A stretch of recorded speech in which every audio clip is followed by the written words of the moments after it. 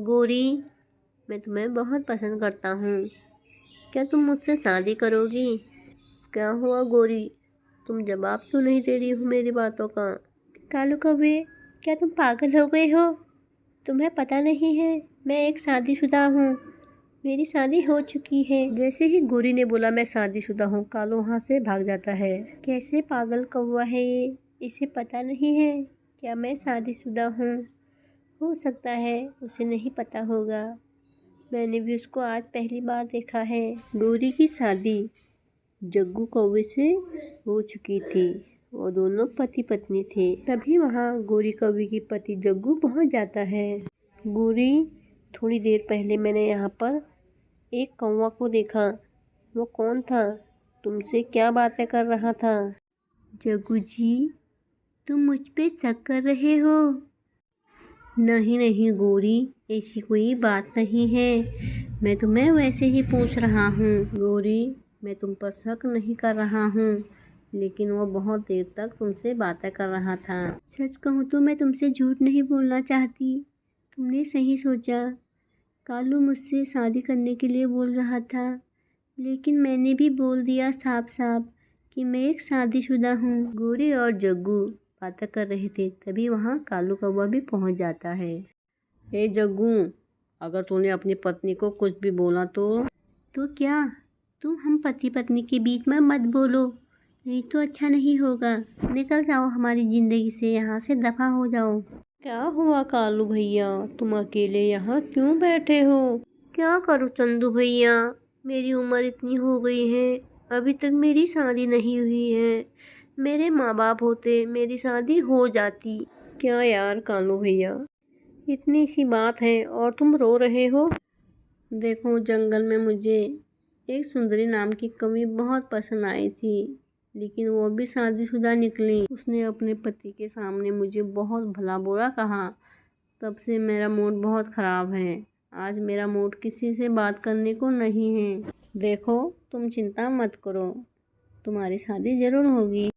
सुंदरबन जंगल में कालू कौवा और चंदू कबूतर आसपास रहा करते थे। कालू कौवा की उम्र बहुत हो जाती है और उसकी शादी नहीं हुई होती है। भूरी बेटा, तू यहाँ क्यों बैठी है? मैं तुझे कब से ढूंढ रही हूँ। आज सुबह मुझे चंदू कबूतर मिला। उसने मुझे बोला कि कालू अपने लिए एक कवि ढूंढ रहा है, इसीलिए मैं यहाँ बैठकर कालू का इंतज़ार कर रही हूँ। और चंदू कबूतर ने मेरे से ये भी कहा कि वह मुझे बहुत खुश रखेगा, इसीलिए मैं उसी से शादी करना चाहती हूँ। माँ, देख भूरी, तू किसी की बातों पर भी आ जाती है। ऐसे अपने मन से इतने बड़े फैसले मत ले। चल, मैं घर चल रही हूँ, तू भी चल। नहीं माँ, मैं अभी घर नहीं आ सकती, मैं कालू से मिलकर घर आऊँगी। भूरी वहाँ से कालू को ढूंढने चली जाती है। बहुत दूर जाने के बाद आखिर उसको कालू कौवा मिल ही जाता है। देखो, तुम कौन हो? मैंने तुम्हें आज से पहले कभी नहीं देखा और मैं तुम्हें आज पहली बार देख रहा हूँ। मेरा नाम भूरी है, मैं पीछे वाली जंगल में रहती हूँ। मैंने सुना कि आप अपने लिए एक कवि ढूंढ रहे हो, इसीलिए मुझे चंदू कबूतर ने आपके पास भेजा है। कालू कौवा उसकी बातों को देखकर सोच में पड़ जाता है। क्या कहा? तुम्हारा नाम भूरी है? सच में तुम मुझसे शादी करना चाहती हो? हाँ हाँ, मैं तुमसे शादी करना चाहती हूँ। और जिस कवि को आपने कल जंगल में देखा, वो मेरी ताई जी की लड़की है, गोरी, और मेरा नाम भूरी है। सच में भूरी, मैं तुमको बहुत खुश रखूँगा। आज तुमने मेरा वो सपना पूरा कर दिया है जो मैं कब से देख रहा हूँ। देखो कालू जी, अब तुम्हें सपना अकेले देखने की कोई ज़रूरत नहीं है। हम जो भी सपना देखेंगे साथ में मिलकर देखेंगे। चलो, हम शादी कर लेते हैं। कालू कौवा और भूरी दोनों वहाँ से वापस आ जाते हैं और सब लोग मिलकर उनकी शादी करा देते हैं। दोनों बहुत खुश हो जाते हैं। कुछ महीने बीत जाते हैं।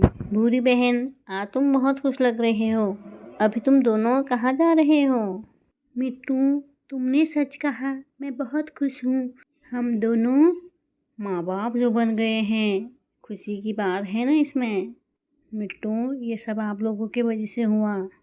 हाँ मिट्टू भैया, आप लोगों ने हमारा बहुत साथ दिया। भूरी अपने बेटे चूचू को लेकर जंगल में आ जाती है। चूचू बेटा देखो, अब तुम उड़ना सीखो। कालू कौवा और भूरी कौवी अपने बेटे चूचू के साथ बहुत खुशी खुशी रहने लगे।